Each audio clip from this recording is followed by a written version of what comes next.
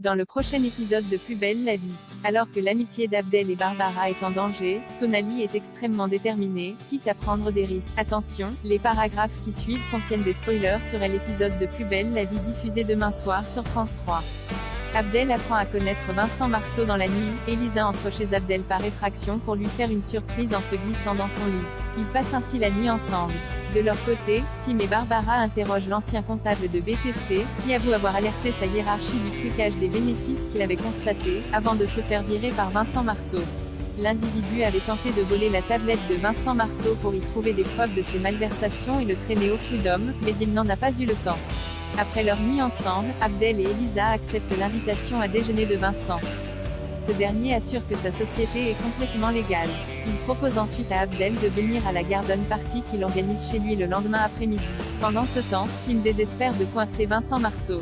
Barbara lui suggère de mettre la main sur la tablette dont l'ancien comptable de BTC leur a parlé. Plus tard, Abdel annonce à Barbara qu'il s'est remis à Elisa.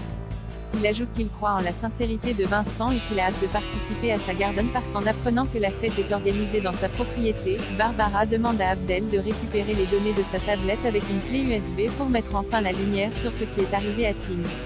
Eric est sur un petit nuage après avoir passé la nuit chez Simon. Eric éprouve de la difficulté à se séparer de les deux hommes profitent d'une grasse matinée ensemble. Simon dépose ensuite Eric au commissariat, avouant être heureux d'avoir recroisé sa route. Eric retrouve ses collègues face à Revel. Alors qu'ils discutent d'une jeune étudiante qu'ils ont interpellée la veille avec un sac contenant 33 000 €, Eric a complètement la tête ailleurs. Eric et Ariane sont chargés de surveiller les faits et gestes de l'étudiant. Ils découvrent ainsi que ce dernier se rend chez un brocanteur auquel il tend une liasse de billets. De retour au commissariat, les policiers font un compte-rendu à Jean-Paul. Le brocanteur n'est autre que Pierre-Antoine Martin, arrêté pour recel en 2015. Après quelques années en prison, il a été relâché pour bonne conduite. Il suppose donc que l'étudiant revend sa marchandise volée pour encaisser de l'argent en liquide et le rapporter à son boss. Jean-Paul charge ainsi Eric et Ariane de planter devant la boutique du brocanteur. Après quoi, Eric accepte de revoir Simon.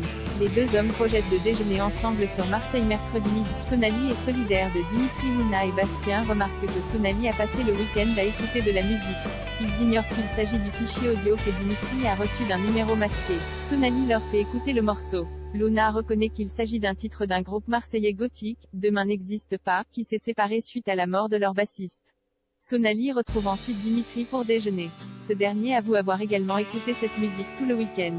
Il reçoit alors un autre message du numéro masqué qui le remercie d'avoir pris les choses au sérieux car ce morceau est celui que Natacha écoutait avant de se suicider. Le message indique aussi que Dimitri doit désormais garder le silence pendant 24 heures. Dimitri est prêt à relever le défi. Arrivé en retard au lycée, Sonali et Dimitri se font prendre par Rocha. Face au mutisme des deux adolescents, le proviseur leur donne une heure de colle. En permanence, Dimitri et Sonali échangent par texto. Le jeune homme remercie son ami d'avoir été solidaire. Pendant ce temps, Franck et Delphine proposent chacun leur aide, dans leur domaine d'expertise pour le bal du lycée.